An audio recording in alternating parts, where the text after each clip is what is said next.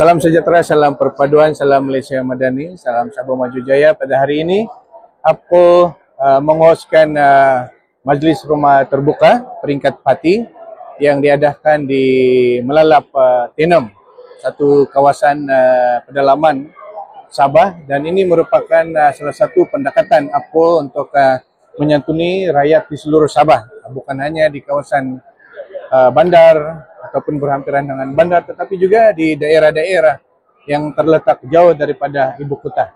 Ini telah kita mulakan sejak beberapa tahun yang lepas, bukan hanya untuk sambutan Rumah Terbuka Christmas, tetapi juga sambutan Rumah Terbuka Aidilfitri APCO dan juga sambutan Rumah Terbuka Pesta Menuai APCO. Ini kita akan laksanakan sepanjang tahun ini sebagai sumbangan APCO kepada perpaduan rakyat, keharmonian kaum, di mana kita mahu memupuk kebersamaan bukan hanya di kalangan pemimpin-pemimpin Malaysia daripada Sabah, tetapi juga lebih penting itu adalah memupuk kebersamaan rakyat, di mana sambutan itu kita hostkan, yaitu pada hari ini di Tenom. Ya, Datuk, dalam ucapan Datuk tadi menggariskan kemiskinan, mungkin apa Datuk jelaskan? Ya, seperti mana saya nyatakan dan seperti mana kita sedia maklum, di Parlimen telah banyak kali disebut mengenai dengan insiden kemiskinan tegar di Sabah.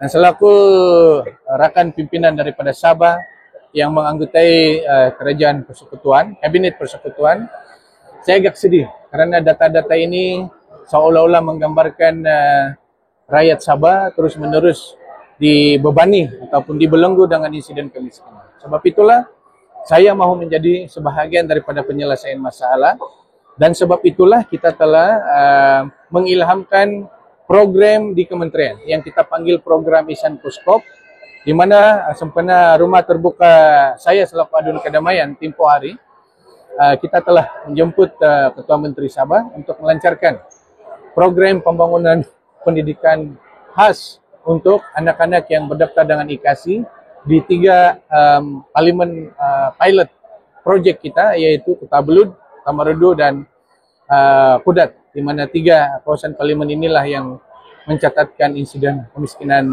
tegar yang tinggi. Di bawah program ini kita akan membiayai kos pengangkutan, bantuan awal pendidikan, bantuan awal persekolahan, bantuan pengajian, bantuan tuition, dan lain-lain bantuan yang diperlukan oleh anak-anak keluarga IKASI di 3 kawasan parlimen ini. Ini adalah pilot project terlebih dahulu. Manakala ahli keluarga yang masih produktif boleh dibangunkan untuk menjadi usahawan kecil, kita akan gerakan agensi-agensi di bawah kementerian saya untuk membantu membangunkan mereka menjadi usahawan. Dengan harapan supaya mereka ini suatu hari nanti tidak lagi terus berdaftar dalam IKASI, tetapi boleh menyumbang semula kepada rakyat kita, kepada negara kita. Jadi saya lebih memilih untuk menjadi sebahagian daripada penyelesaian masalah daripada saya mengambil bahagian perbincangan siapa silapnya, kenapa masih miskin. So, saya memilih untuk mengilhamkan, menggerakkan sebahagian penyelesaian yang berada dalam kawalan saya di kementerian. Itu sudah saya jelaskan dalam ucapan saya dan boleh digunakan. Dasar pandang ke timur ini adalah satu wawasan kepimpinan saya di Kementerian Pembangunan Usahawan dan Koperasi, di mana saya mahu kementerian dan 10 agensi termasuk anak-anak syarikat, agensi-agensi ini turun ke Sabah dan Sarawak sesuai dengan potensi Sabah dan Sarawak dalam sektor keusahawanan, ekonomi, koperasi, pendidikan, dan keperluan pemegang taruh di Sabah, yaitu usahawan-usahawan kecil, usahawan-usahawan sederhana, koperasi, peniaga-peniaga kecil.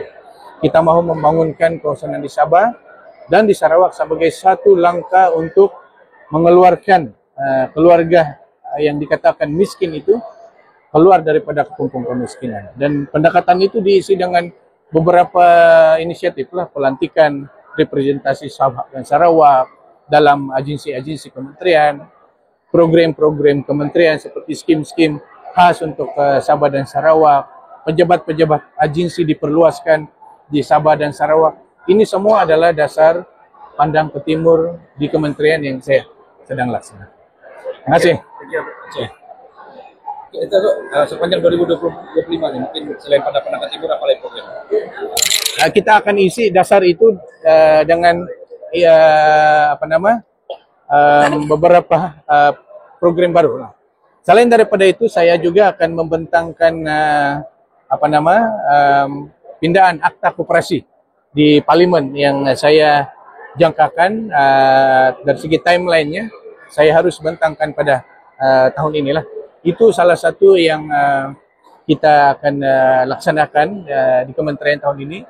Juga pelancaran dasar pembangunan franchise negara juga kita akan lancarkan, ataupun dasar franchise negara juga kita akan lancarkan pada tahun ini. Ini adalah antara dua program besar, dan juga kita akan menganjurkan 4 mesyuarat terkait dengan kepengurusan Malaysia sebagai pengurusi ASEAN tahun ini. Kementerian akan menganjurkan 4 persidangan, antaranya persidangan berkaitan dengan SME, persidangan berkaitan dengan inclusive business, persidangan berkaitan dengan koperasi.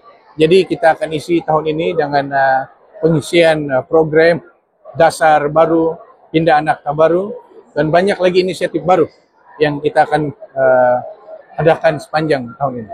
Masih dong. Terima kasih. Manila, Oke.